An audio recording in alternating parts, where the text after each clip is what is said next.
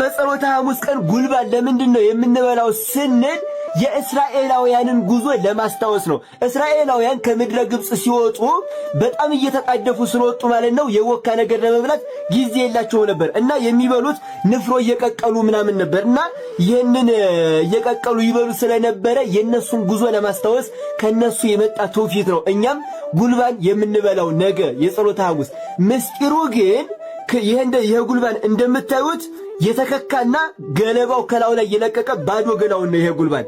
እናም የምስጢሩ ክርስቶስ በመስቀል ላይ ሲሰቀል እርቃኑን የመሰቀሉ ምሳሌ ነው።